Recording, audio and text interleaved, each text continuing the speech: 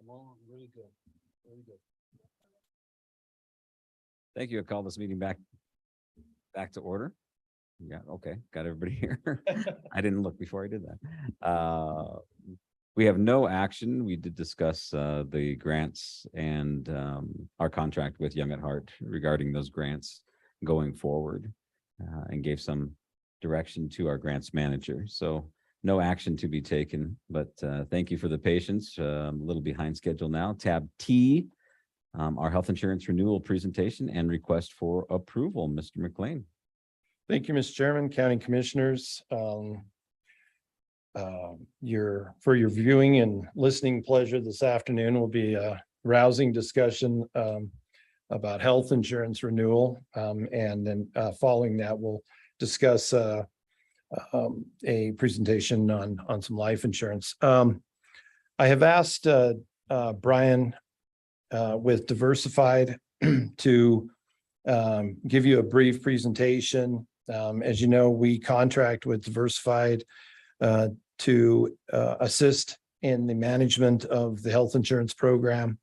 We've had a good working relationship with Diversified. And so I'm going to let Brian, who I think has a better grasp of industry trends and where things are going, kind of give you a little presentation in terms of the plan, and then we'll discuss some issues. Keep in mind that our health insurance program renews in January. So January, we'll have open enrollment again in the end of October to the first part of November. Give us time to incorporate all of those things and be ready to go for another year of fun and frivolity. So now's the time for us to try to start pulling all those things together to get rates set, to get any plan changes solidified, so we can get that open enrollment process ready. Okay. Absolutely. Any questions before we hand the baton over to Brian? Brian, yep. I'm here. All right. Hi, Brian. Good to see you. Brian. Hi, all. Thank you for the time and look forward to the discussion. Just want to talk a little bit about how the year's gone and give you a little bit of an update from a healthcare spend perspective on where things are at. And to do that, I'm actually going to just share a data analytics system that we use to show data and analyze the information that we see coming out of your plan. Everybody see this okay?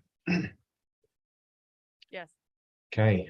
Yep. If you look at over the last year where our spend was, the health plan, we actually spent $8.2 million in the last 12 months. And if you look at that compared to the prior 12-month period, we were at 8.7. Now with that, we had a corresponding decrease in enrollment. As you know, the employee count at the county's gone down some. So we went from $716 per member per month down to $707. So a 1% decrease in overall spend, which is pretty exciting given some of the trends that we've been seeing, and especially the trend that the county's been on in the last several years, to actually see spend hold steady over the last year.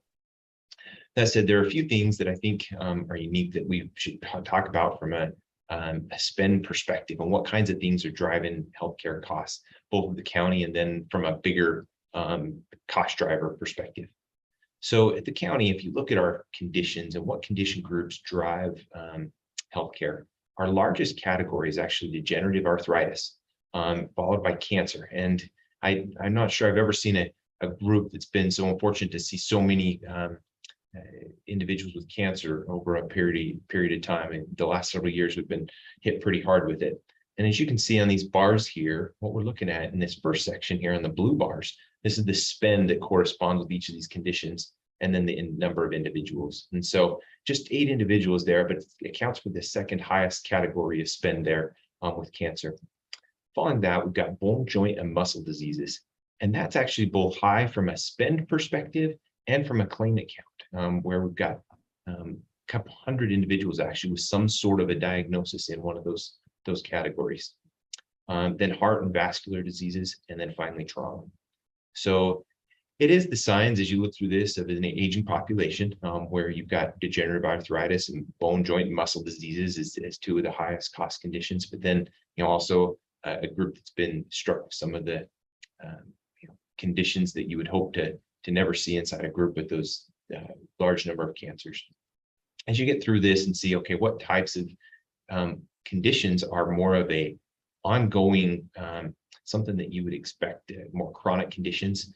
We do have a fair bit of behavioral health spend, both from a claimant perspective and from a cost perspective, and then diabetes as well, with a pretty high number of claimants there with 60 individuals with diabetes. And those would be the two chronic things that we see, that's affecting the county. A couple other things that I think of note, if you look at drug classes, it breaks it out here. Oftentimes a greater sign of things that are going on inside the group, but cardiovascular medications are the number one leader, both from a number of prescriptions and the spend amount, then antihyperglycemics or your diabetes medications, immunosuppressants, and then psychotherapeutic drugs. We do have, from a large claims perspective, a few large claimants that really have driven spend over the last couple of years. We saw that taper off a little bit in the last 12 months, but still, large dollars there. Again, with cancers really leading the way, and then some big infections and pulmonary conditions there. And then finally, just wanted to give you a little bit of a comparison and a benchmarking on types of things that we see driving costs. If you look at Sweetwater County compared to the entire data set in this database, we see turnover rates are actually quite a bit lower inside the health plan. So, it goes to speak to, the aging population inside the plan. And then as far as spend goes, our pharmacy spend was one of those categories that we've really focused on in the last couple of years, with some programs and even instituting a whole different pharmacy benefit manager, and then doing some programs around helping tap manufacturers assistance programs and even a little international shipping there. We drove that down to where we were well over benchmark to now where we're 5% below benchmark, where our benchmark is nearly 23% of plan costs are dedicated to pharmacy. At the county, we're actually less than 18%. However, if you look at other categories here, we're not so fortunate. So if you look at the current total per member per month spend at $707, quite a bit higher than benchmark at $473. And then as far as an employee goes, we spend about $18,000 per employee per year in healthcare expenses versus benchmark at $11,400. And again, some of those top diagnoses groups, same ones that we've touched on, right? And the benchmarks that you see, a couple of things stand out there. Certainly the number of individuals with cancer, again, you're seeing there at the top, and the spend on those individual categories. But also if you look at that joint degeneration, like at the back, our prevalence there is at 9% versus benchmark at 4%. And total spend at 6% of planned costs versus the benchmark at 2.3%. Diabetes, a bit higher than benchmark at 5.5% versus 4.7%. But fortunately, our plan spend in the last year, we've done better in that area than benchmark, with only about 4% versus 5% on the benchmark. So some of the greater trends that we're encountering in healthcare right now is the inflationary cost that we're seeing across the board. Of course, you're seeing cost of goods utilized at hospitals, clinics, et cetera, going up. But also the biggest category where we're seeing increases is in staffing costs. While we've all experienced that as employers, seeing staffing costs go up, healthcare has been hit especially hard, and that there's huge shortages in that area. So if you look at the upcoming year, we're seeing the highest healthcare inflation numbers that we've seen in some years on the healthcare side. Now, fortunately, pharmacy is actually trending down just a little bit from where it's been. But we're seeing carriers trend medical spend. They're saying next year we expect it to be about 10% higher than we've been in the current year. And pharmacy spend about 7%. Again, numbers that are higher than we've been seeing. Now, fortunately, because our healthcare spend at the county this last year has plateaued, or at least we hope it's plateaued. We didn't see that increase in this last year that we'd been seeing in prior years. We're projecting a little smaller increase there on healthcare than the greater overall trend. But we are recommending a 7% increase to the healthcare budget for the upcoming year. I'm going to pause for just a moment here and ask if anybody has questions around healthcare, what's going on specific to your plan or the greater healthcare environment or the recommended cost increases. Questions for Brian? The only comment that I would add. Want to come use the mic so he can hear you? Yeah. Brian's gonna be left in the dark. That's right. The only thing that I would add to that Brian touched on is as the employment numbers go down, and normally that's reducing costs, you're taking those costs that you do have in terms of claims and you're spreading them out over less people. So the per employee cost tends to go up. So there's a place where in general it's good, but if you take the same amount of sick people and you have less people paying premiums, those premiums have to be higher. So there's a kind of a downside in that particular situation. So he touched on that a little bit, but I wanted to reiterate, you know, if those numbers were up and the expenses were similar, then the cost per employee be down. But as those employee numbers go down with the same sick, you're going to have that spread out over smaller groups. I just wanted to reiterate that. Good point. Yeah. Is there any opportunity to combine like with school districts or anything like that on the health plans? To get a bigger pool? Yeah, that's an interesting question. We've talked about that a couple times. So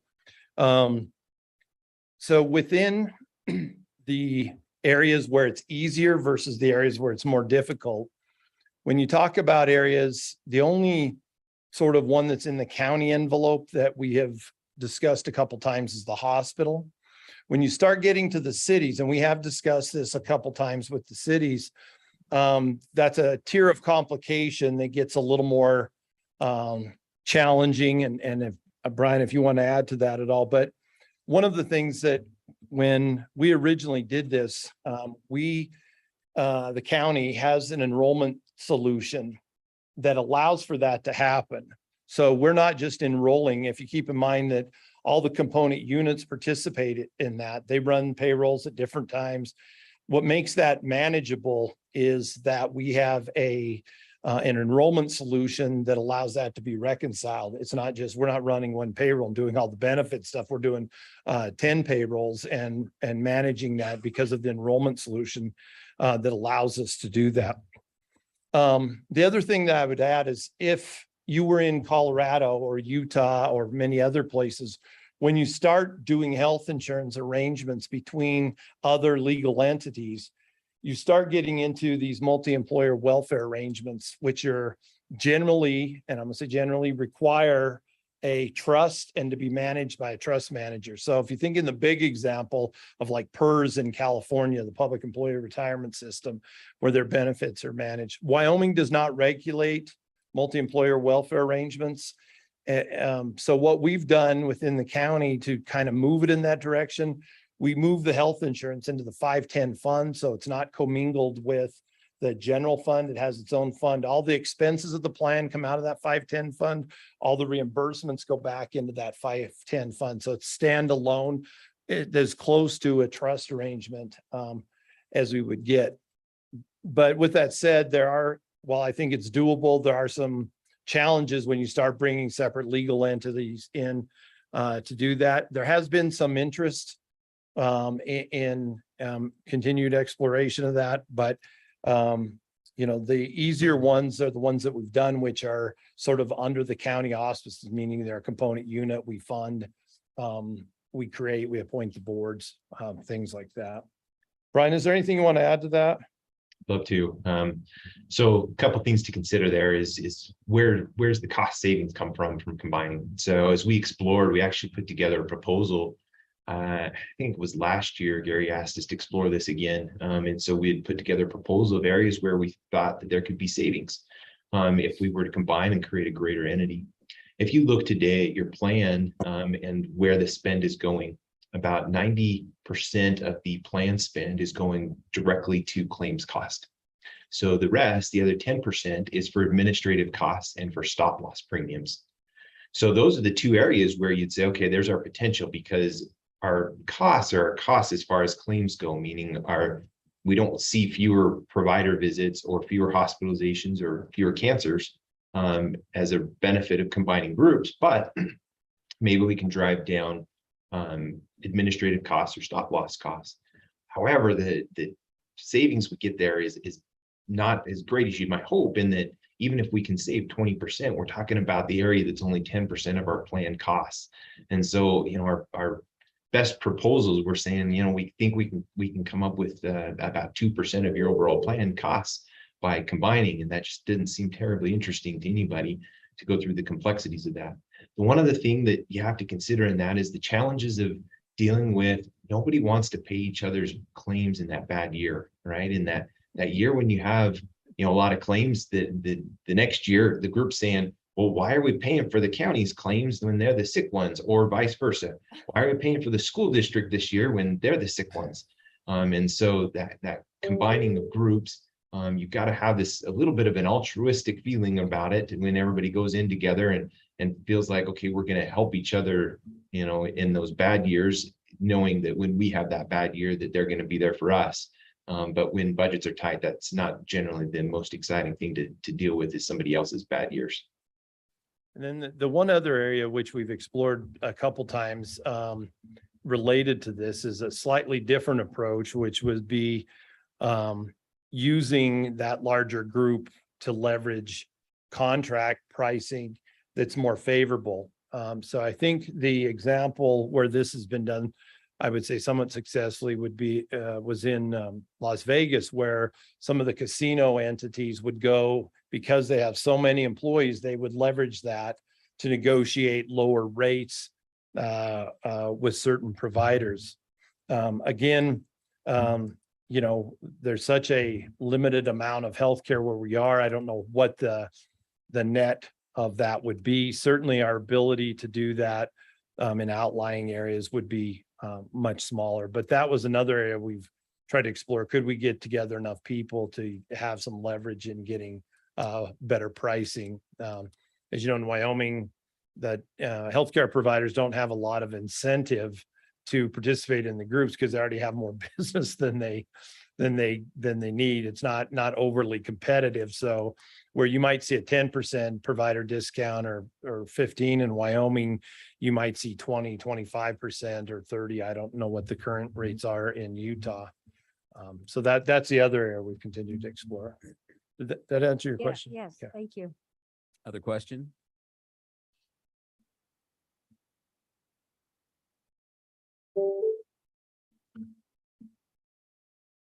Okay. Go ahead. Well, then I'll continue on here and talk just a little more on health plan, and then we'll move on to some of the other benefits. This here that I'm sharing now is just kind of a financial summary of the way the health plan is running and premiums. As you can see, this black line here on this first graph is our premiums over the year that we budgeted. And so, while we were holding fairly steady from 2017 to 2019, saw that big jump in 2020. And again, held steady in 2021, but then a big increase in 2020.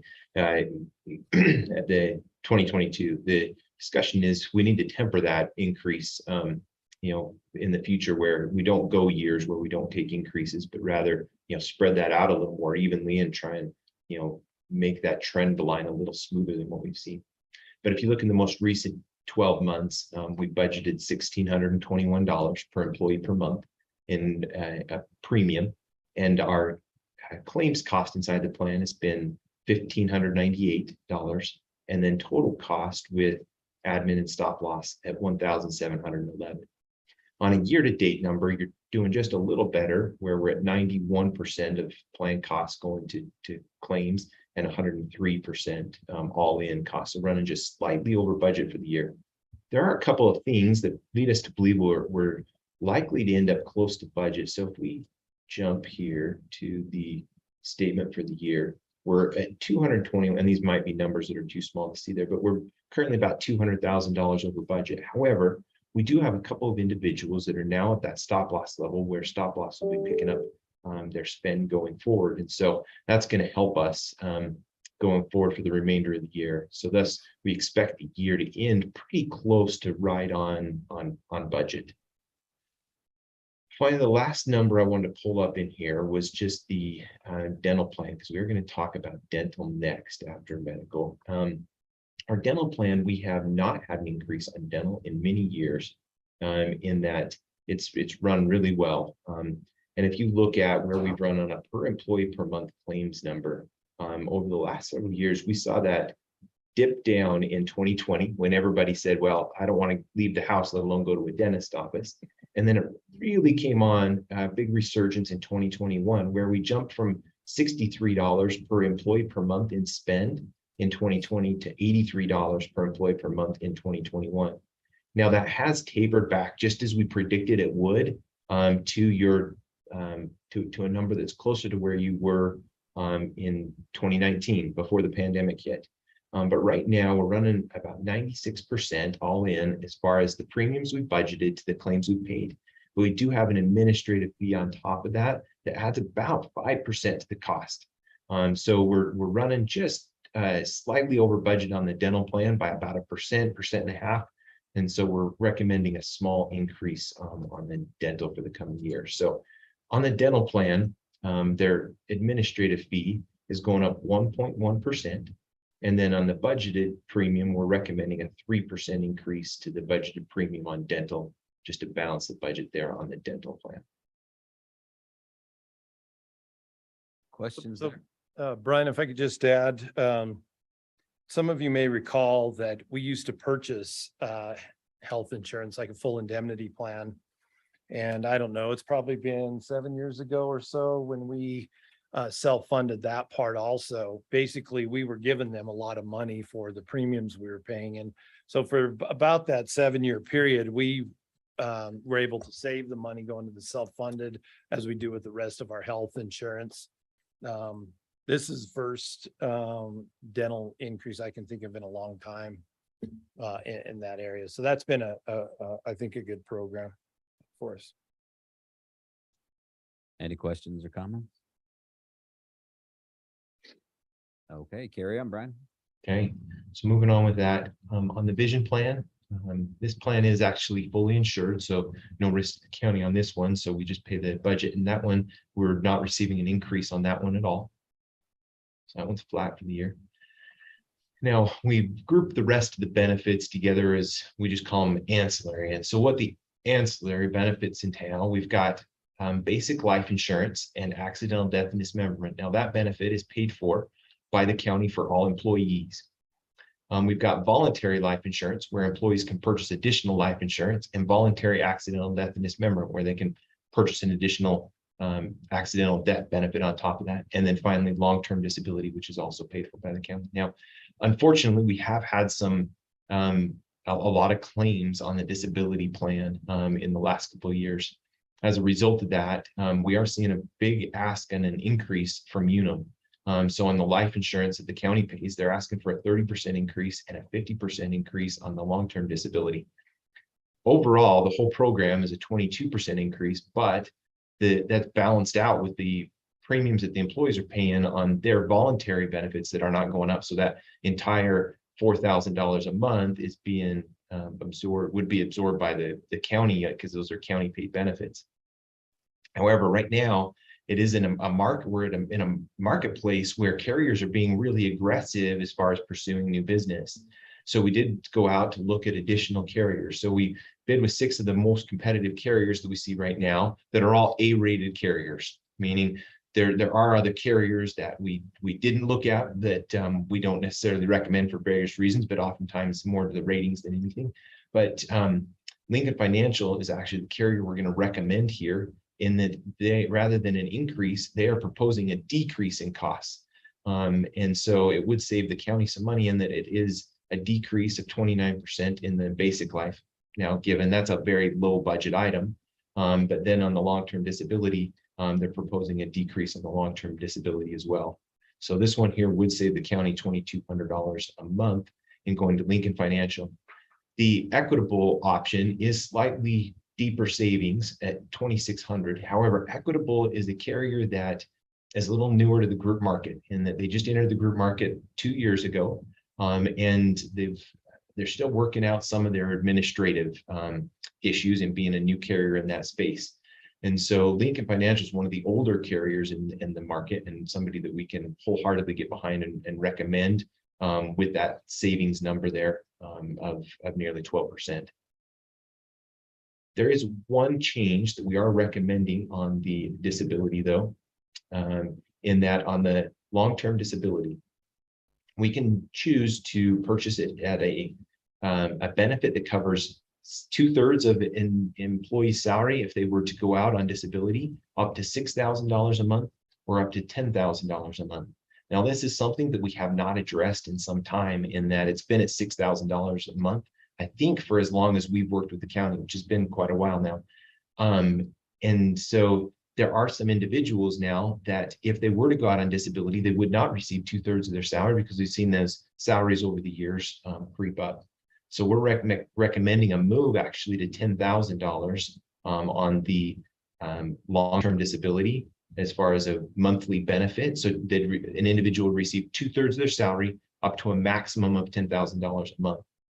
This here would reduce the savings that you would see on the long-term disability from nearly $20,000 a year down to about $13,000 a year. But it would mean that you would have employees that wouldn't be left without being able to receive their full 2/3 salary if we would make that change.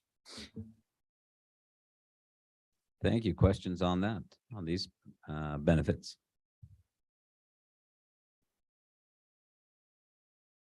All right, what else you got, Brian?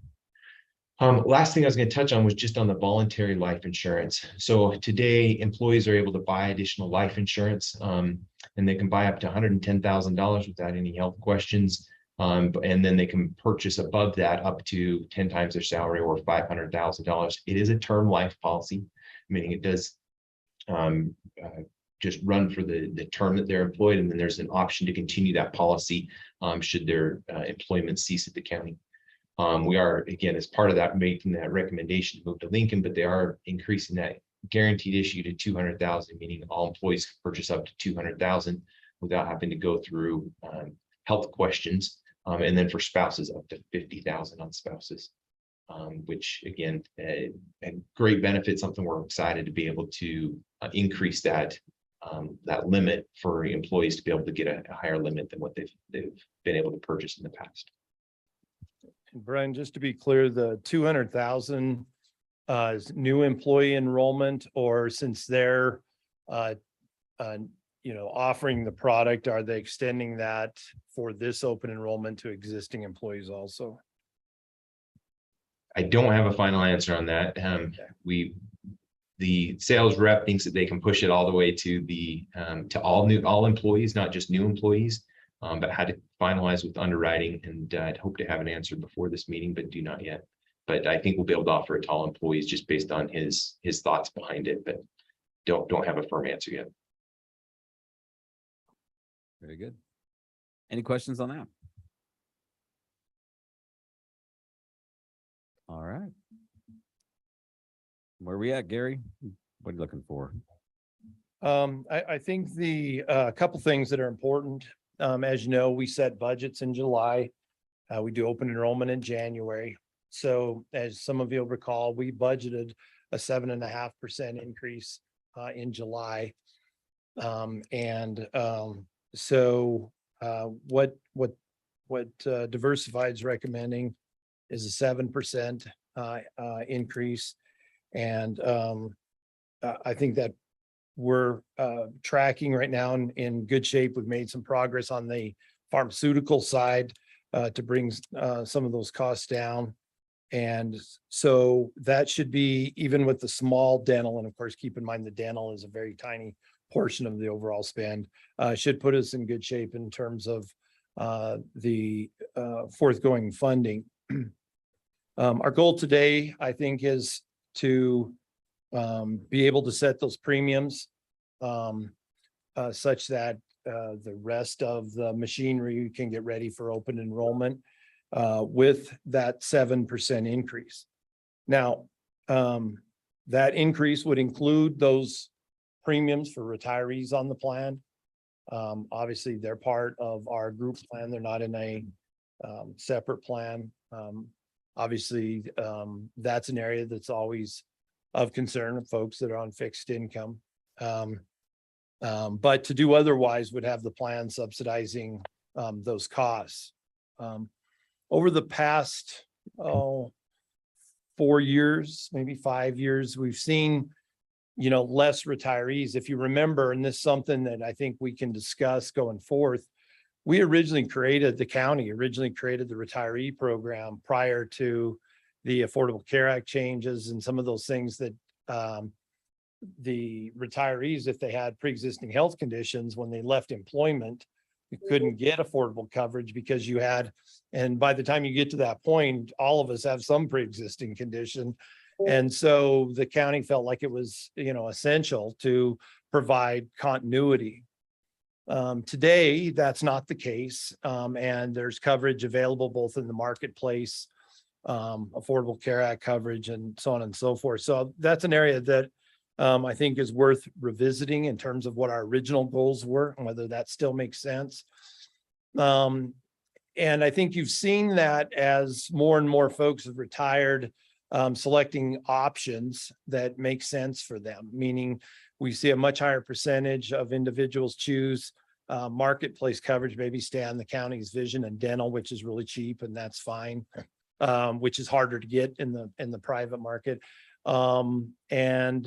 And then at 65 to move on to Medicare and the appropriate supplements. So I think, like I said, there's been some evolution in what our original goals were, and that's changed. And I think that's something that we should continue to talk about a little bit more this year and get some more data as those numbers continue to come down and those options for those individuals continue to make themselves available and increase at affordable rates. So I think that's where we're at today. We want to make sure that we're comfortable. We have all the information we need. I think Brian did a good job of kind of pulling all of that together. This is one of the areas, these analytical tools, they pay a lot of money to be able to do that for their clients. That would really be out of our reach to try to assemble that kind of analytical data. So I appreciate them in doing that. Absolutely. Great information to be able to see and compare to. We often have a hard time comparing ourselves to anybody else. So it's And great to be able to see what's out it's there. really interesting for us too, because do you look at Wyoming? Do you look at Utah? Do you look at some hybrid? Do you look at public? And so we're able to kind of look at all of those the best we can. Obviously, there's not as many data points in Wyoming as we would hope, but at least we're able to look at some of those data, and certainly able to look at the similar public entities in Utah and those areas. So that's helpful. Very good. Commissioners, questions or comments? Any discussion you'd like to have here? Mr. Chairman. Commissioner Wendling. Yeah, Gary, how many post 65 do we have? Do you think? Post 65, Yeah, Probably about 15 on the yeah, and you said those numbers seem to be going down. absolutely going down. Yeah. Then, And reason we broke 15, that number is probably double if you're including vision and dental. yeah, so I don't know. When I think of what's out there post 65, Yeah. and we all know through the cares and that type of thing, pre-existing conditions, first times ignored, but Yeah. after that, it's could catch up with you. Yeah. Would we be wise as a organization, as a county, to adjust our policies to where that magic number post 65 that county insurance is no longer available because of that opportunity? Can we do that legally? So Commissioner Wendling, one of the reasons that I think that's a fair question. And one of the things that we're trying to analyze with that makes it a little bit more complicated. If you only look at it the answer is yes. What's a little more complicated, if you remember back many years ago, before any of you were on the board, the board kind of lumped some of that subsidy in with the early retirement incentive. And so we're working on trying to untangle some of that as to whether it's not so different than you remember the school district did some of that also. Trying to see what obligations that means. I think we can get to the bottom of that. And obviously, as time goes on, you have less and less of those folks that are in that group. And I think that's kind of where we're at right now is at what point does that make sense relative to those kind of obligations that were made previously? Would it benefit us to think about whether we want to offer early retirement incentive? Because if that's entangled in and we move it, then that maybe helps with that other issue. Yeah, just to be clear, when I say they're the retirement incentive, what they had done at that time was basically offering to freeze or to subsidize part of the rate that they Oh, were okay. paying. That's the complication, not the incentive to pay for early retirement, but they subsidized the rate. That makes And sense. yeah, so that's what I was referring to then. Okay. And we're working on trying to see what that, exactly means. But I do think it's something we are at a point where it clearly makes sense to bring to the table, perhaps this year even. Thank you. Other questions? Discussion? Then what is your pleasure, commissioners?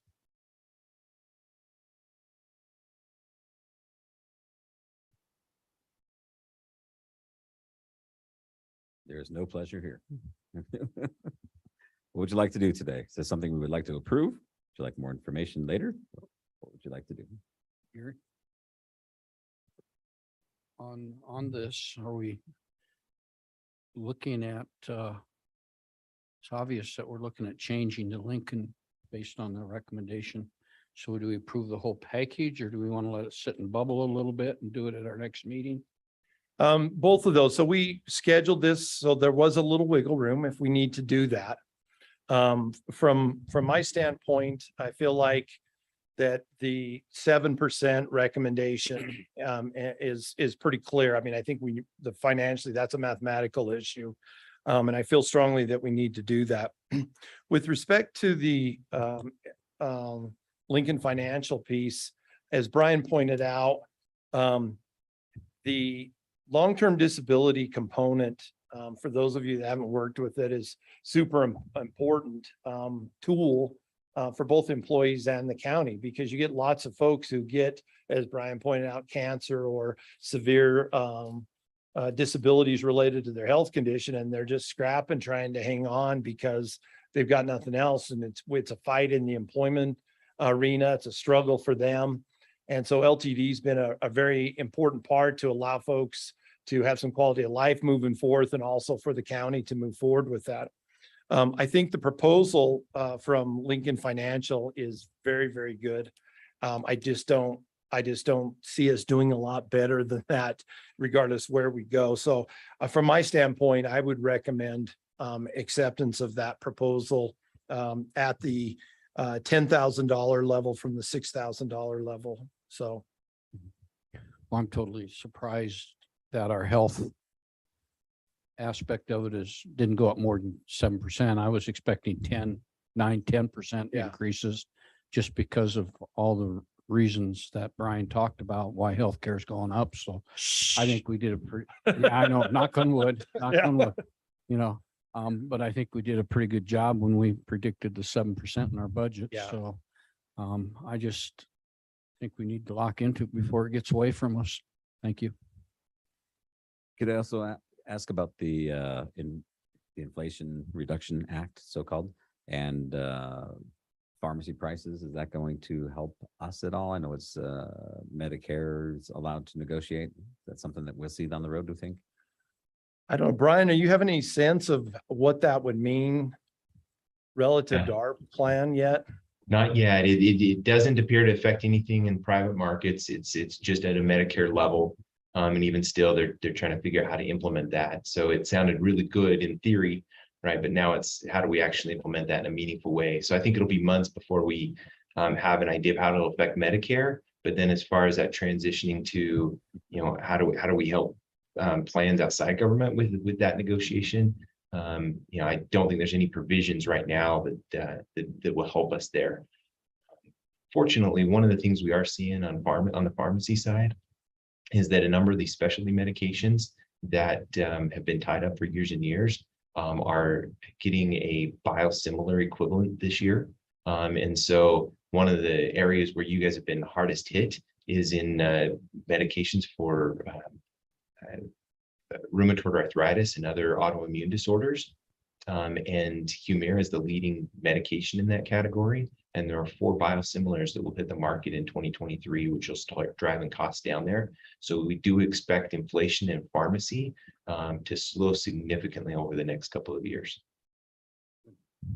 Good. Well, glad the federal government's helping themselves out. Nobody else. I'm sure they'll pass the cost on to us. All right, commissioners, what is your pleasure here? Mr. Chairman, I have a point of order question Yes. for Attorney DeLeon. I had sent you an email. I just want to know if I need to recuse myself because my husband is in the process of being potentially employed by the county, but I didn't know if it was a conflict because it's a benefit I already received as a commissioner, so. We're all employees of the county. Yeah. That's right. But Yeah, that's, I just, you're didn't- more I of- didn't know. Yeah, we'd all be. Just be safe, sure. I just want to be safe. I'd have to support the idea you're doing it in good faith, Right, not for financial gain. no, okay, cool. We move forward. Once again, what's your pleasure, commissioners?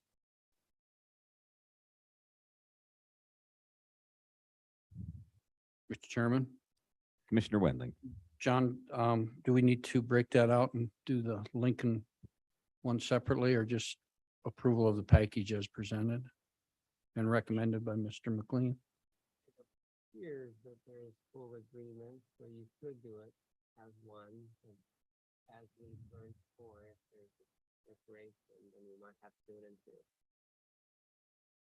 Commissioner Wendling, I would recommend that the premium is sort of the planned issue, that we take that issue separately from the Lincoln issue, which is a plan design issue. So I would probably recommend acting on the Lincoln financial component, because ultimately, if we don't do that, that might have some premium impacts.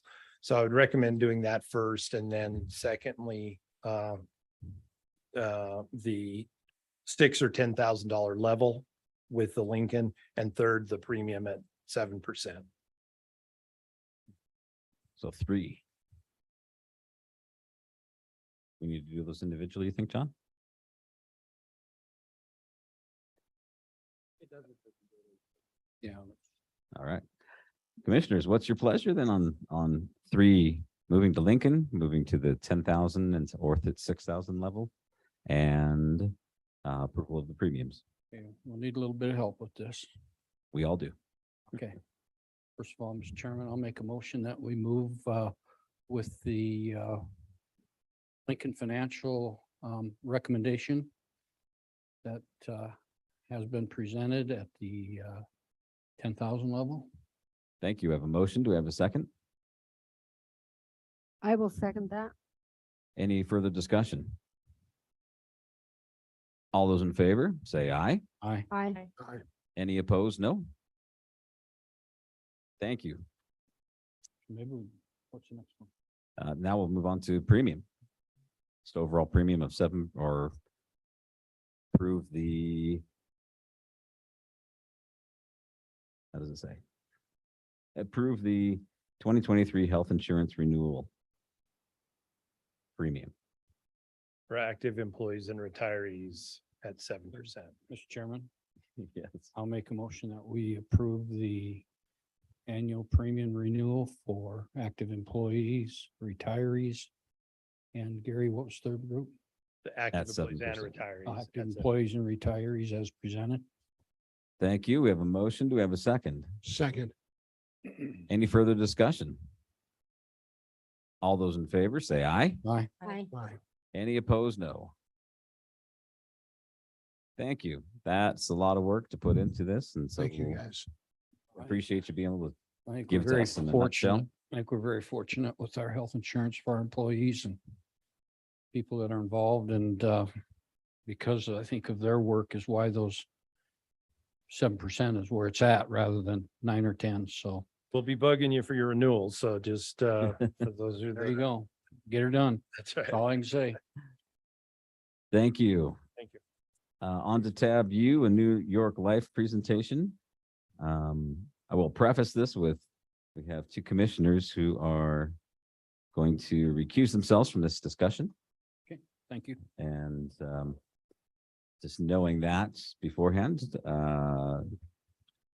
there may be some hesitancy in moving forward with any decisions with a small majority of us. What's that? Mr. Chairman, County Commissioners, as most of you know, Robbie Lee with New York Life. He had approached me a few weeks ago about presenting some products that New York Life has. And obviously it didn't make sense to do it here and then do it again. And so he scheduled some time, put some information in your packet.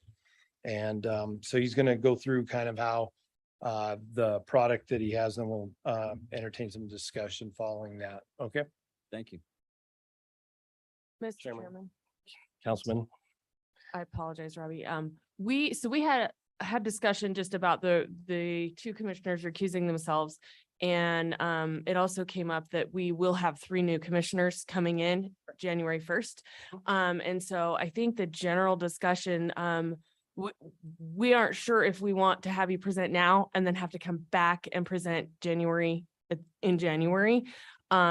Because of the turnover in the commission, we felt as a whole that it probably needed to wait for a decision for the new commissioners to come in. There's also been some discussion, we need to discuss this as a whole as a commission, if we would have to potentially open this up for like proposal and, allow other companies the opportunity to come and present to us if they wanted to. So I don't know, Commissioner Tolman, Commissioner Smith, if we want to move forward with having you present twice, or if you want to come back. I hate to have you waste your time today and then have to come back again later, but you're already here and you've already put everything together for us. So I would say that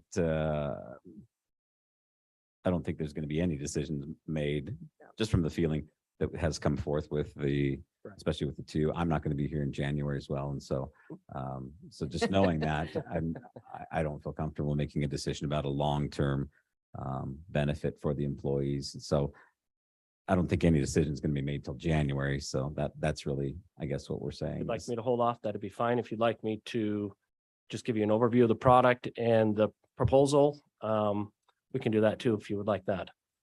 I'm And not why sure there's this, why this stands alone, but that's fine. We could either way, whatever you would like. I'm not sure there's a reason to do that today, is there? I agree. Okay, that's fine. For that, I apologize as chair. These both were brought up last night and this morning. And so not really time to convey that to you, that perhaps there would be a no majority I got you. participating in this at all. So Okay. for that, I apologize for your time. Question for you. When would you like me to present, to be put back on? So, Swearing in is January 10th.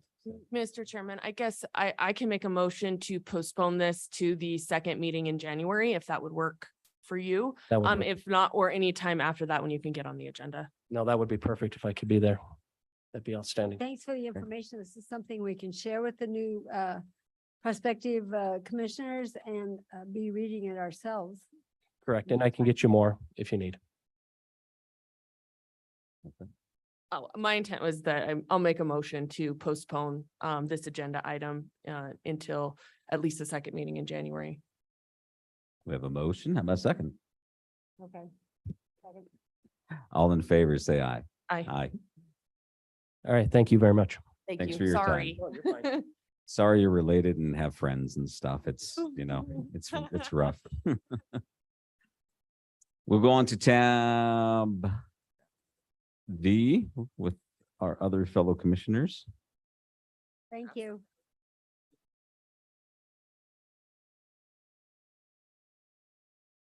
A discussion on moving forward with the combined communications joint powers agreement.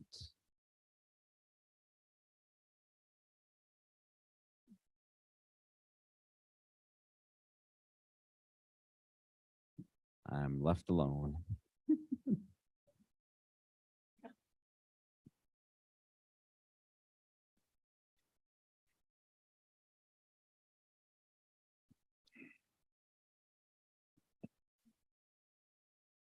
Everything okay out in the hall? Yep. Okay, Roy's got them all lined up. just checking. We ensured everyone's safety. Excellent. I had a hall pass. Tab V, we have a discussion with how to move forward with the Combined Communications Joint Powers Agreement. Commissioner Lloyd, is that, I guess that falls on me. Yeah. So thank you, Chairman. I guess just to reiterate what's happened is in late June, we had a vote to pass the agreement as presented. It came back with changes from the AG. And the only real significant changes were really in, John, if I'm not right, signature lines and those things. And then specifically to the disbursement, move to the matching percentage changes of where we were going to move it. And then when we revoted on that, it actually failed. So where we're at now is we're back at the old joint powers agreements. The city of Rock Springs and the city of Green River did set their budgets to the original voted on agreement. So we need to get together and figure out how we move forward in a discussion. So I think there's a couple options. I know from what I gathered of the three folks that voted, I know a lot of that was based upon the potential of a capped. And so to me, that was more of a legal discussion. So the one concept could be having the attorneys to get together and talk about it. Another concept would be to resume the committee, or the third concept would be have a working do a workshop between the three entities to move forward and how we get to where we need to go to where we're going to go. And it may be that we don't go anywhere, but I do feel like we need to have that discussion and figure out how we get to where we need to be. And I still believe we should move forward in that, but I was on the low end of that totem pole vote, so I respect that vote. But I do think we need to come together and work through those issues, because I think the concern now specifically sits on that cap. Unless I'm wrong, so. Commissioner Lloyd, which of those would you recommend? I think, I guess I would go with, I think having a workshop would probably be the best set. And if the county and the cities want to bring their attorneys into it, having a discussion that way. And just because that way we're all there, we have an open discussion and we work toward where we need to get to at the end. I always like having our attorney at meetings, but Yeah, absolutely. What is the feeling here, commissioners? I know there's, been some information exchanged since this decision, and what are your feelings comment wise? Mr. Chairman, Commissioner Tolman? well, I think we need to rescind that June 23rd agreement. And I think we need to engage our staff to help us come up with some possible alternatives before we meet with the workshop with the city. Look at different options of how we might move forward with the Joint Powers Board. Would that be what the workshop is for? Or, I would say have our staff help us develop Oh, some okay. options Strategy. before we go to the city. So we kind of have some ideas. a strategy that we, Yeah. okay, And I would be happy to help work on that. Mr. Chairman, Commissioner Lloyd? I think that's a good idea in the big picture, but I think we have a short-term picture issue too, where we've had two cities change their budgets based upon what our original vote was in June. And when the vote changed, it's affected their budget. So I think we should at least have that kind of discussion and specific to the caps before we go into a group to look, because there are two bigger issues. Because I do agree, and I think all the entities agree, there could be relooking at the 911 Joint Communications Board contract. But where we're stuck at specifically is on the share cost of this piece. And it's because, and it's changed because of the decision we made. So I think we need to get to that quicker than we do need to go to a bigger review of the whole system. And if we did that, I would agree that we should put our departments ahead. We should get some folks involved in that, but also involve the other entities. So that's just my point. Thank you. Will you remind us of the previous percentages and then the well, what we approve percentages. Wait, Mr. Chairman. Commissioner Wendling. Shelley, go back to the minutes. Last meeting. Please read the motion. When we did not sign that contract.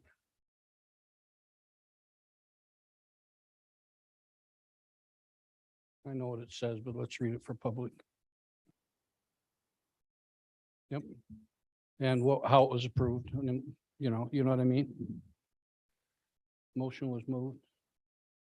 Following discussion relative to an outstanding question of concern regarding budgetary modifications, having a dollar amount cap as opposed to a blank check, Commissioner Smith moved to approve the agreement.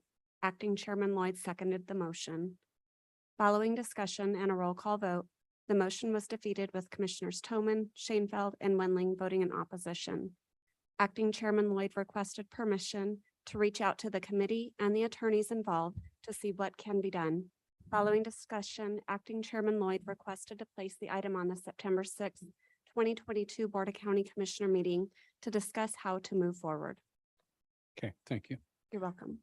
So I believe with regard to the percentages, they were voted down. So going back to next steps, it would only be right to go back and rescind based on that failure of that motion to rescind the June 23rd. I'll just say contract that was presented and go from there. Then the next step after that would be moving forward. Actions of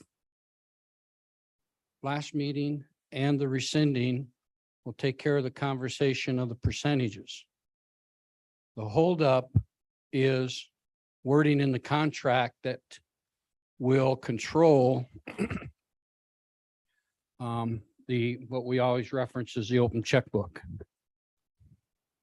When Commissioner Toman talks about, well, we need verbiage, we already have verbiage. We presented it and put it forth. And even with our assistant county attorney visiting with the Attorney General's office, working with our county attorney, believe that what we presented could stand. Now, the only way it won't stand is when it gets challenged, but they believe in the conversations, there's nothing wrong with moving forward with it. And I believe if Mr. De Leon will correct me if he wishes, the Attorney General agreed based on their conversations that you could move forward with it. But whether it would stand on a challenge or not, he wasn't willing to say at that point in time. So the work's been done. There's no reason to waste a lot of people's time. The people that should get together are no more than legalese if they need to. One from each entity to work that through. But I don't think our legalese, our county attorney's department, have to budge because we have, as a commission, by majority of vote, not 100% majority, have basically said no. And we said, basically, if I remember my conversation, is we don't want to trade away our one bargaining chip. And that's the percentages. I'm in favor of, you know what? Change the percentages as soon as that piece is there. And if we can't agree on it, then let's rescind, give some direction to the attorneys to work on it. And then we might have some new ideas from a new commission. And that's something that we'll have to talk about. But first steps first. We already took action last time, so we need to rescind the June 23rd, as Commissioner Coleman said. And that moves it back to the original percentages, and that still leaves an open checkbook, just the way things have been done for years. Now, step after that, we already have the language. We've asked our legalese to put it together, and nobody but the legal department should be recommending policy to us, especially when it comes to a contract such as this, because they're the ones that are going to have to defend us in court, not directors or staff. Thank you, Mr. Chairman. Thank you, Commissioner Wendling. Other comments? Mr. Chairman, Commissioner Lloyd. I respect what Commissioner Wendling has said, but I want to reiterate that we have first made this decision as a whole, and it was 3-2, and I think we should, I think the concept was then at that point to move forward with it, re-engage in some of those discussions with the legalese and see what happened. I know that we are losing a bargaining chip, but I think we're also working with cities in our partnerships, and I think those relationships are important. So I would recommend that we not rescind that decision from the 21st, but I'm just one vote. Thank you. Other comments?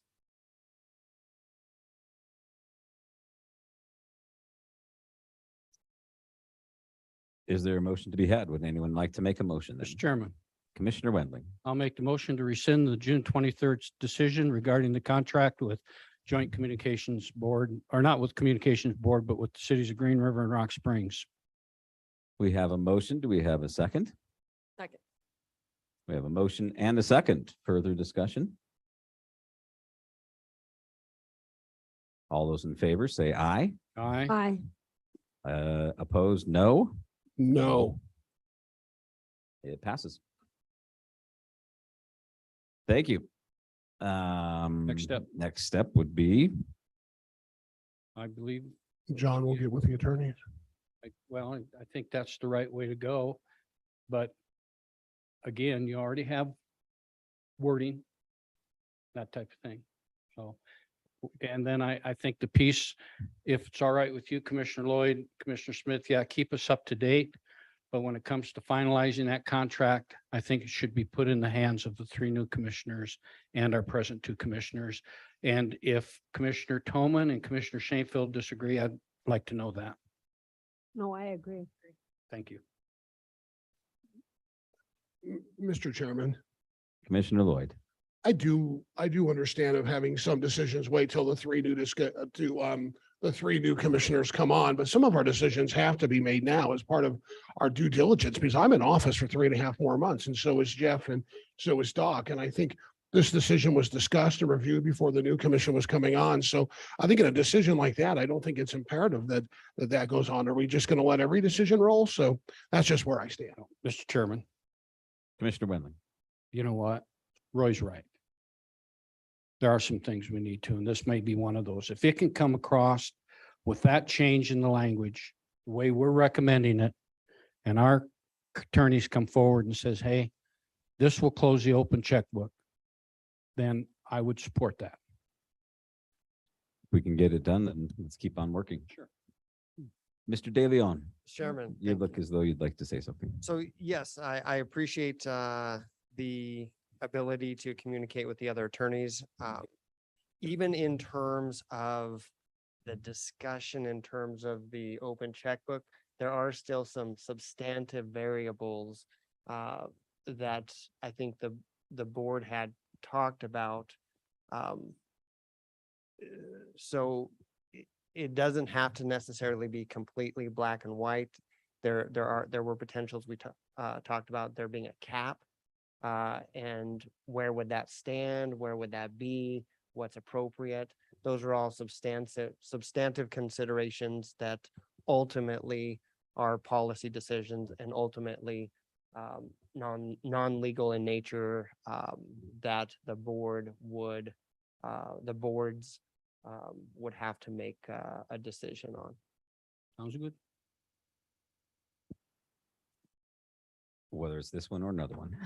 Yes, very true.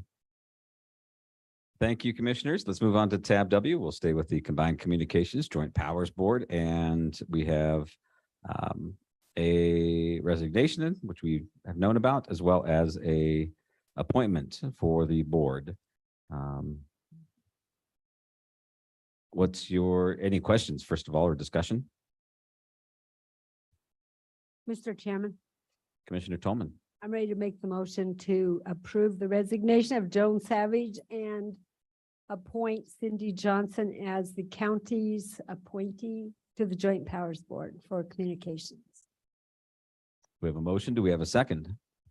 Point of order. Yes. Do we approve the resignations or did their board approve the resignations? Do you know? Should be by their board, but I can double Oh. check real quick. Well, she was our appointee, so I don't know. No, and well, as they all. Yeah, okay. I'm sorry, I should be talking like, yeah, as they all are, Commissioner, but I don't think we open them up until they approve them. Mr. Chairman, Commissioner Wendling, that is the normal procedure for other boards. There, am not seeing any policy or procedure that is explicitly identified in this joint powers board. And so Wow. that would be just a discretionary decision that you can make. Commissioner Did Lloyd? we accept the resignation? Well, that you can move forward. You could, We could affirm the resignation yes. if their board made. Commissioner Lloyd? Roy, are you down there? Mm-hmm. Hey, did you attend their last meeting when this was? I was not able to attend. Okay, thank you. Mary, you didn't, did you? No. Okay. I would make my motion to affirm the resignation and appoint of Joan Savage and appoint Cindy Johnson, if everyone's okay with that. Did we get a second? Did we just get the, okay. Okay, well, now we have a new motion. Is there a second? I'll second it.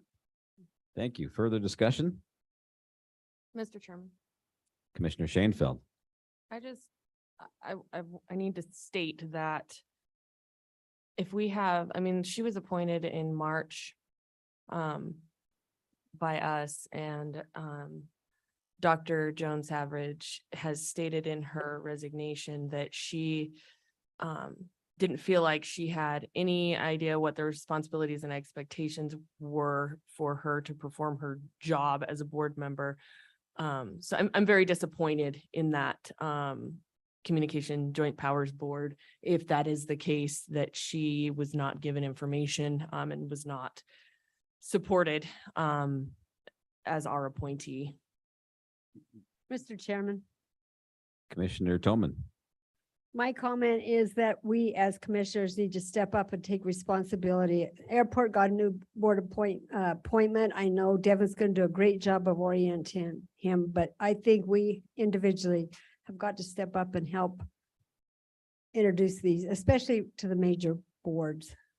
We need to fill that gap, make sure they are getting some orientation. That's my only comment. Other comments? Any discussion? Well, I do have one more comment. Commissioner Toman. I put forth Cindy Johnson's name months ago, and then we appointed someone who wasn't a resident, someone who maybe wasn't interested over her. And I hope that she would still accept the appointment because she is very knowledgeable, and I think she could step in and really help us with that board. Further discussion?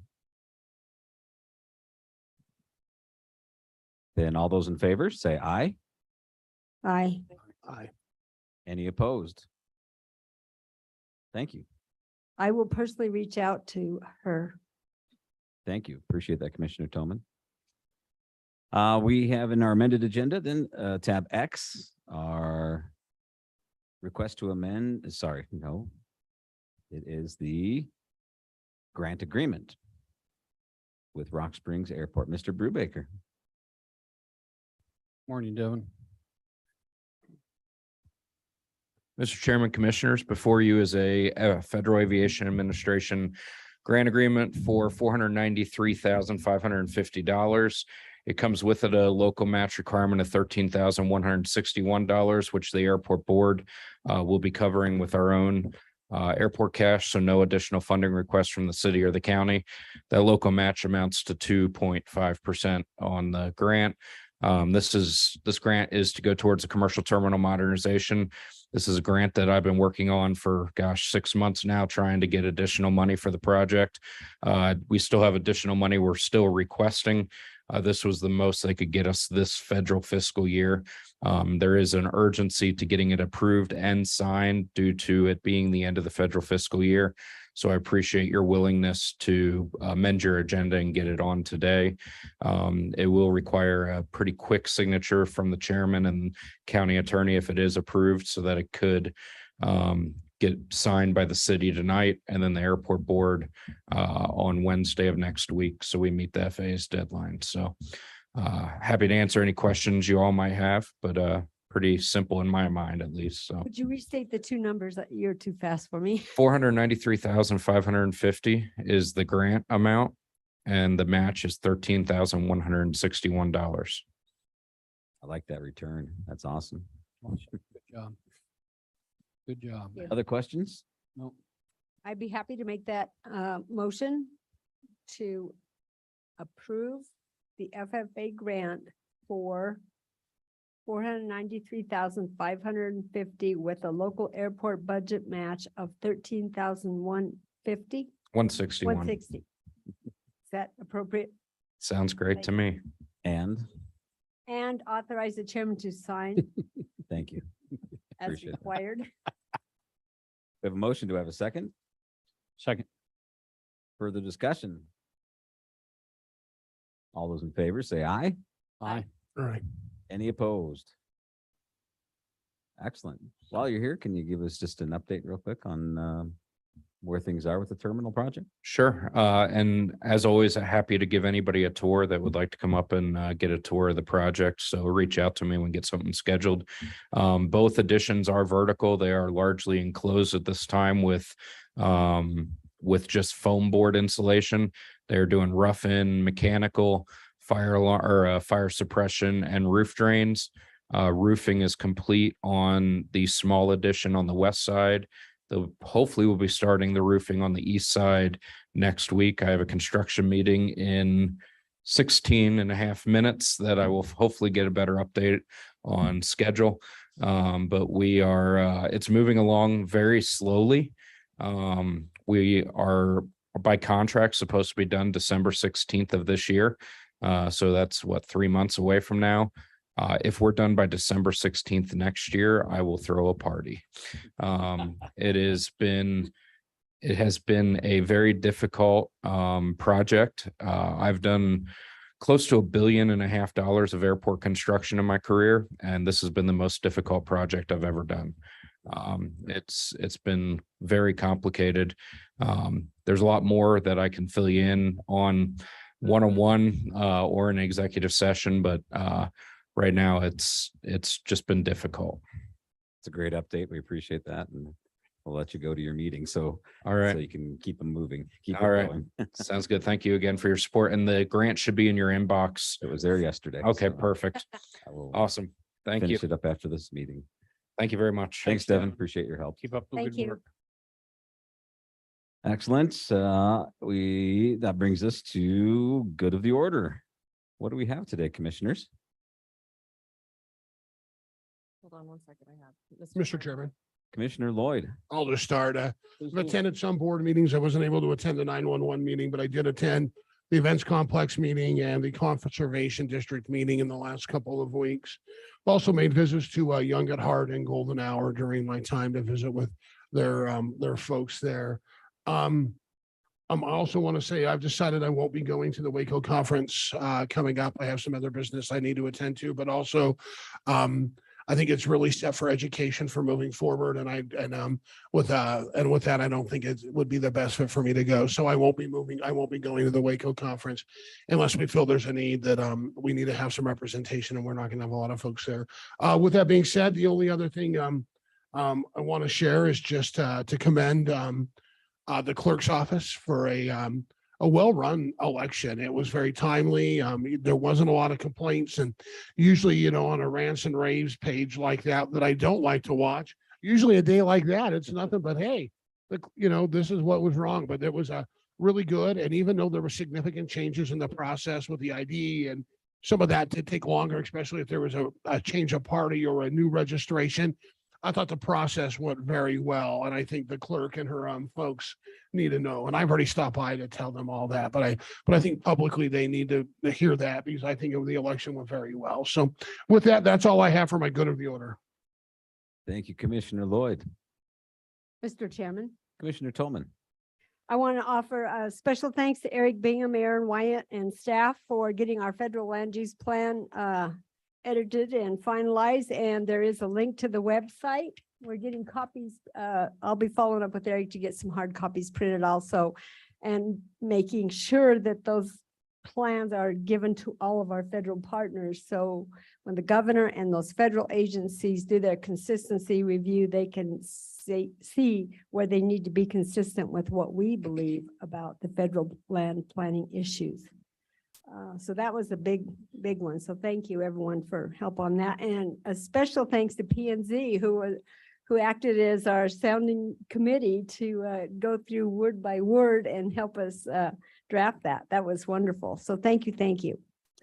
Attended the coalition meeting and they sent two updates. One is about the Rocky Mountain Power Community Outreach call. I was on that the other day. They just gave updates on what Rocky Mountain Power has done with the Natrium plant. The final message was coal-fired power plants are still needed. Green energy only provides 21% of our power. So that was my takeaway on that one.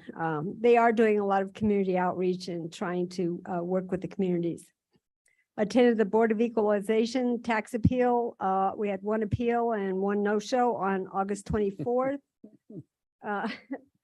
We had an update on the Dry Creek Trona project, and it's called Dry Creek because BLM cannot use Pacific Atlantic. They cannot use a specific company name. I asked that question. I couldn't figure out why all of a sudden we have a new name for that project. It's called Dry Creek, and there have been some tweaks and changes. That's pre-decisional, but the commission did receive an email on that. And you can get probably with Eric on the SharePoint drive if you want to see the mine plans and anything there that they have submitted to the BLM so far. I was on the Fontenelle Working Group conference call, and they did a June 11th flight to coordinate snowpack with the models that they're using to determine snowpack. Fontenelle Reservoir is was at 94% of capacity. And I would be remiss if I didn't follow up and say, please, commissioners, sign all the documents. Cindy, she ordered me to put that on my notes. So thank you. Thank you, Commissioner Or Tobin. Sally ordered me, not Cindy. We always escape with a couple we haven't signed. So just a reminder. Yeah, absolutely. So thank you, everyone. Good month. Oh, I have reached out to the new candidates for the commission and shared with them that I have registered for the Wyoming Association of County Elected Officials and have shared the information with the potential new commission candidates, that there is a section on there that they can participate in. And I appreciate when Doc shared that with me. It gave me an insight into my new job. So thank you. Thank you. Commissioner Shanefield. Thank you. I just wanted to share that I had the opportunity to attend the Transportation Committee meeting with our legislative committee and spoke a little bit on behalf of the county, myself specifically, about the potential of the road in between Green River and Rock Springs. And there was some conversation, some questions from them. And so I will share if I hear back from them as well. It was a good meeting. We did have some county employees that were there as well, which was great. I also had the opportunity to be a part of the White House Interagency Working Group on Coal Impacted Communities. And I know that there's been a number of commissioners that have been on previous meetings with that. We did have a good conversation about the fact that there hadn't been any follow-up from them, that there wasn't any additional information, and that some of the ideas and some of the opportunities that they had shared weren't things that necessarily fit into Sweetwater County and what our needs were. So we did have some really good conversation, and it was very productive. So hopefully we'll be able to follow up on that. I will be attending Waco, at least part of it. And then I also wanted to invite everybody, the SEDC, with the assistance and the support of some sponsors. We will be hosting a welcome reception for the Wyoming Business Council staff and board. I want to invite whoever could make it. It's going to be tomorrow night from 5:30 to 7:30 downtown at Bunning Hall in Rock Springs. So we're excited to partner with the Business Council and be able to host this reception. And I just wanted to say thank you to our sponsors, Wyoming Machinery, Western Wyoming Beverages, Johnny Max, Vaughn's Plumbing and Heating, and Southwest Wyoming Regional Airport have supported us financially in being able to sponsor this reception. So it'll be fun. Great thing. Thank you. Commissioner Wendling. Thank you. Yeah, hats off and a big cheer to clerk's office for elections. Good job. I still highly recommend go absentee or show up to courthouse and vote early. It's still the best way to go. I truly believe that. Also, yes, great job and that. So Eric's office again for the resource management plan. Thank you, Mary, for that. They worked hard and so did Connie for such last notice and everything Yes, and that type of thing. So and Aaron in purchasing worked Yes. very hard to get photos in, and that's Very why it's good. taken long to finalize. that's it. a great document. I'll have Sally send the link to all of you Yeah, if you haven't And, already got it. yeah, I think everybody will appreciate it. That type of thing. The other thing I did for that Wyoming Business Council meeting coming up, they have an interesting grant they'll be looking at on Thursday sometime after 12 o'clock, I believe. And what it is a company coming into Wyoming wishes to have a $20 million grant for indoor gardening. And I won't say gardening, but indoor vegetation, mainly fruits, vegetables, strawberries, tomatoes, that type of thing, vegetable farm. And they have had offers from other states to bring it to their state. It's one of those, we started here, but we'll expand out into the state. So that becomes the whole thing. And what they're requesting is a full $20 million grant, unpaid back. The other states are saying, yeah, we'll give it to you if you come here to those states. So it'll be interesting to see how the Business Council works with that and that type of thing. So and so it'll be a good meeting to go and watch and that type of thing on Thursday up to college and that. So their agenda will be out, should be out by now. In fact, I know it was out Friday. I just didn't have a chance. What time is that? Do you know? Starts in the morning at 8 or 8:30 Oh. up there, but they really don't get into things until about 12:30. Then, of course, like Lauren said, tomorrow night with the Business Council and Board. Thursday morning, or Wednesday, tomorrow morning, half the group will be at the airport for a tour. The other half of the group will be at the mines for a tour. So that's where they'll be. And then water. Just keep an eye on water. Mary and everybody, we know there's some things cooking up, especially in Colorado, choosing to not pay attention to their allocated amount, using far in excess of it. And they're not going to stop until they're challenged, until they see some things done in Arizona that reduce the amount of water. So it'll be interesting to see how those things go. I had one other thing I should have wrote it down. Anyhow, thank you. I forgot something too, Mr. Go Chairman. ahead. Sorry. So did Commissioner I. Shanefield. Oh my, here we go. Uh, All right. oh, you Commissioner know what? Shanefield. I do remember. Okay, good. You can go first then. if you remember. Okay, thank you. I think if the commissions, this morning was a real good example. We probably could have had a consent agenda this morning Mhm. on certain topics and that type of thing. And, we have for this commission, we have, like Commissioner Lloyd said, we still have about 4 months of meetings, which is 7-8 meetings. And I'd like to see us possibly allow the chairman to work with Sally and look at when the agenda items come in and put those items in a consent form. Some of them is whatever can be. And then if there's something in there that any one of us want pulled out, we can before the agenda is approved during approving the agenda. But I'd like to see us, Gene's work and hiring forms coming out of HR. Some of those things, they're not new positions. Stuff with Gene is, we read his stuff in the agenda packet and everything. It's, as long as it's in there still.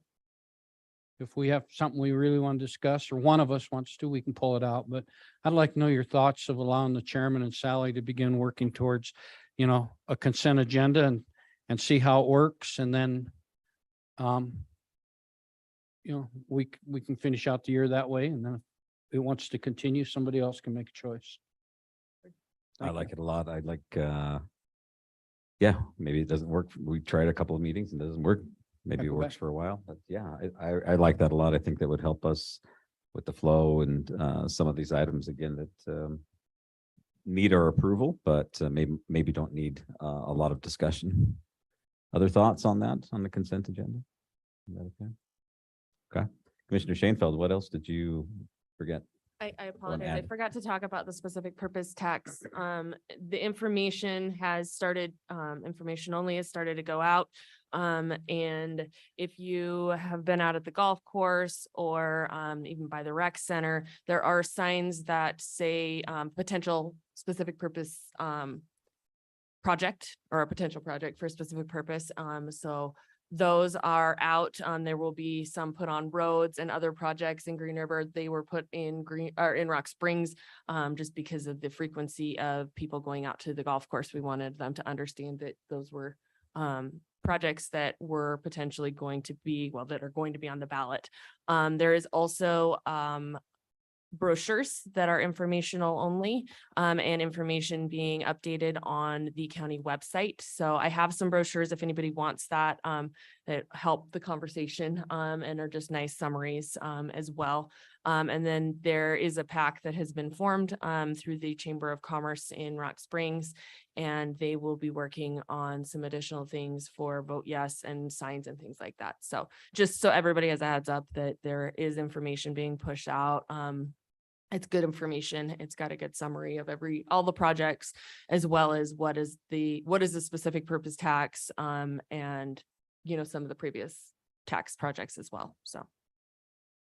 Thank you. Commissioner Toman. What did you Yeah, have to add? thanks to Lauren and Janessa for presenting at the Chamber Enterprise meeting about the 6 penny. I attended that also, and I did receive a letter from NACO appointment to the National Public Land Steering Committee. Oh, you did? I got that last week. Congratulations. Nice. It is Congratulations. Commissioner Bausman's, He what's is not the- rerunning, so he's Oh. no longer going to be a commissioner after January. Oh, okay. Well, good. Great to have representation nationally. Appreciate that. That's great. Roy, did you forget anything you wanted to add? No, I'm pretty happy with what I shared so far. Fair enough. Seeing no other business to come before the commission, I'll entertain a motion to talk to Dave Davis now. Mr. Davis. Thank you, Mr. Chairman, for letting me crash your party. Just something you need to be aware of. Property tax reform is legislation that is getting some traction. Basically, what's happening is people are getting taxed out of their homes in specific counties. It used to be a Teton County problem, but it's actually leaked out in Lincoln County, Johnson County, Sheridan County, a lot of different places where it's becoming a bigger factor. So the legislature is actually looking at other options potentially for property taxes. Jeremiah with the County Commissioners Association has been involved. There was a working group that was scheduled last week. We had a Zoom meeting. There will be a joint session with the assessors and the commissioners on Wednesday morning, September 28th. And those of you that are there, I would really encourage you to attend. It should be a very good discussion. I think I forwarded to Commissioner Tolman some information from the Lincoln Land Institute. talks about the different options and what their effects are for property taxes. Sometimes you do one thing and you create something else. Prop 13 is a great example in California. They went to an acquisition value and they actually had to end up creating more taxes to fill in the revenue that was lost with the property taxes. So this presentation is very well done. And it does talk about the consequences of all of the different policies across the country. So something I would encourage you to be interested, take an interest in, because it should be very entertaining. It should be something that's going to come up in the next legislative session for sure. So I would encourage you to attend that. But that's really all I had, just information in general. But I think Jeremiah will be reaching out to the entire Commissioners Association for some information on that. So I can forward, you sent me that Lincoln study, so I'll send that to the commission, also send you that link for the federal plan. That would be great. And then you would have that. And, don't be overwhelmed. It's 60 pages long, this Lincoln land policy thing, but it's very, very interesting. And it talks about a lot of different situations in specific jurisdictions. It's very well done. It's something that is really very good information for the discussion that's going to come up. So, and that I will leave you unless you have questions. You know what I'm taking away from that is that you don't think any one of us commissioners can read 60 pages. So Well, I don't know. That's what I heard. I was trying to emphasize how interesting it was. Yeah, well, 65 though, and that would be that's rough. too I'll many. go to his office and he can. read I it. understand. I understand. No, I appreciate the information. That'll be great. All right. Thank you. Thank you. Now, I don't think I see any other business to come before this commission. Okay. Entertain a motion to adjourn. And a second. Second. All those in favor, say aye. Bye. Thank you. We are adjourned.